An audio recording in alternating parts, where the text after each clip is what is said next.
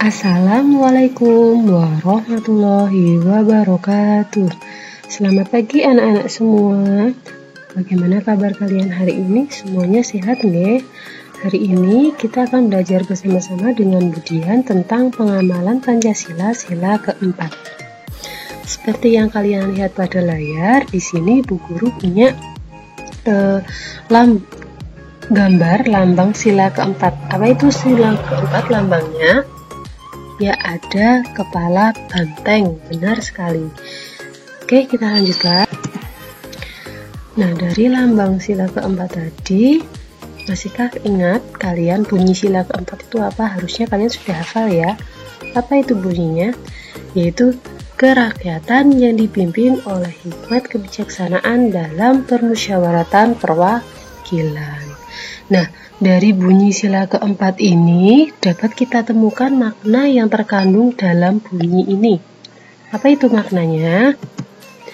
Makna bunyi sila keempat yaitu menjelaskan bahwa setiap warga negara Indonesia itu berhak menyampaikan pendapat atau ide dalam bermusyawarah. Nah, jadi Indonesia itu kan terdiri dari bermacam-macam suku, bahasa, dan agama.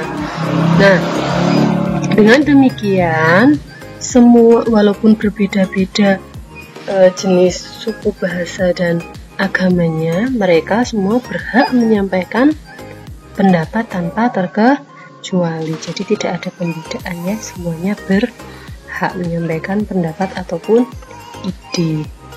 Nah, hasil musyawarah itu merupakan hasil keputusan terbaik yang telah didiskusikan dan diterima bersama. Jadi jika kalian melakukan musyawarah dengan teman ataupun anggota keluarga, itu adalah hasil yang diperoleh itu sudah hasil berdasarkan kesepakatan bersama ya. Jadi bukan hanya untuk kepentingan seseorang saja. Nah, selanjutnya dengan berdiskusi, kita dapat menyelesaikan suatu permasalahan secara bersama-sama. Gitu ya. Jadi, kalau ada masalah, kita harus diskusikan secara bersama-sama. Contohnya, di kelas. Di kelas itu ada kelasnya kotor. Nah, kita harus cari solusinya. Bagaimana? Nah, kita harus bermusyawarah dengan anggota kelas, lalu kita putuskan dengan membuat jadwal piket seperti itu contohnya ya. Kita lanjutkan.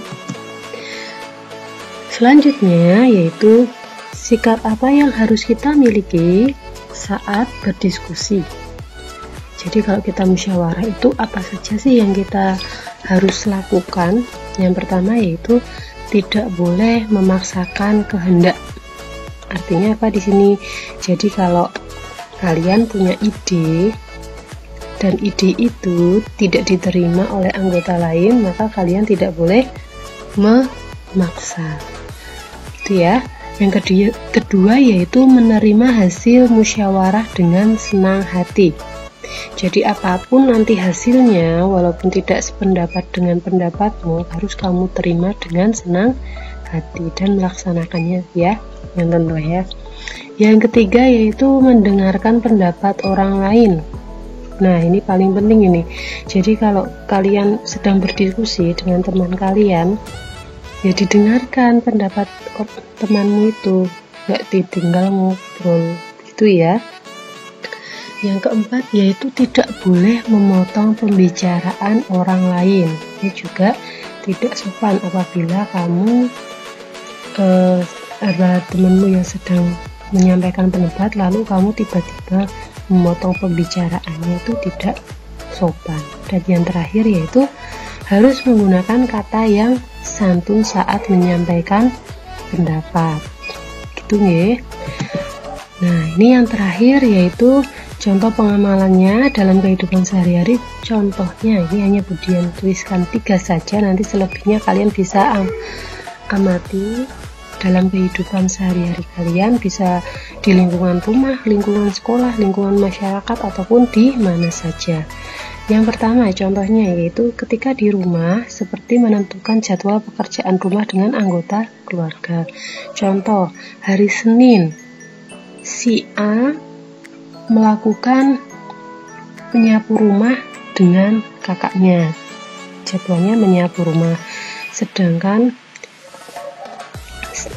anggota lain seperti ayah itu nanti bisa dijadwalkan untuk menyapu halaman, membersihkan halaman. Terus ibu nanti bisa dijadwalkan untuk memberesi bagian dapur. Itu contoh pembuatan jadwal kerjaan rumah. Atau bisa juga membuat aturan di rumah. Contohnya, setelah selesai makan, piring harus dicuci. Nah, itu harus didiskusikan pembuatan jadwal itu dengan anggota keluarga yang ada di dalam rumah, gitu ya. Itu contoh kecilnya. Yang kedua itu ada di sekolah, seperti menentukan ketua kelas dan jadwal piket. Nah, karena satu kelas ini yang ada di dalamnya, semua anggota kelas harus ikut mendiskusikan siapa yang berhak menjadi ketua kelas dan siapa saja yang membentuk kelompok piket. Contoh hari Senin dibuat yang piket hari Senin si A, si B, si C, si D gitu. Nanti untuk selanjutnya nanti bisa didiskusikan oleh semua anggota yang ada di dalam kelas itu. Yang ketiga, contoh yang ada di lingkungan rumah seperti menentukan permainan dengan teman-temannya. Contoh, si Siti ingin bermain kasti, Edo ingin bermain gobak sodor. Terus tanyalah si Lani ingin bermain apa? Ingin bermain gobak sodor. Nah, dicari suara yang terbanyak nanti akan dipilih untuk menentukan permainan. Gitu ya.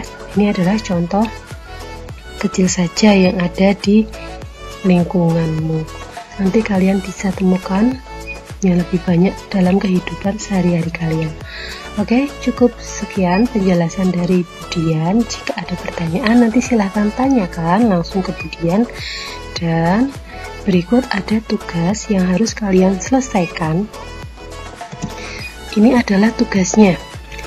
Ya, tugas ini nanti kalian bisa kerjakan pada buku tulis tematik. Ya, pertanyaan kelima ini sebenarnya sudah Budian jelaskan pada slide awal tadi. Nanti kalian bisa baca kembali ya jika belum paham, atau nanti bisa tanyakan ke bu guru jika dirasa masih belum paham. Baik, begitu ya. Untuk pengirimannya seperti biasa dikirimkan di Google Classroom. Tulis nama dan kelasnya. Maksimal pukul 20. Cukup sekian penjelasan dari Bu Guru. Wassalamualaikum warahmatullahi wabarakatuh.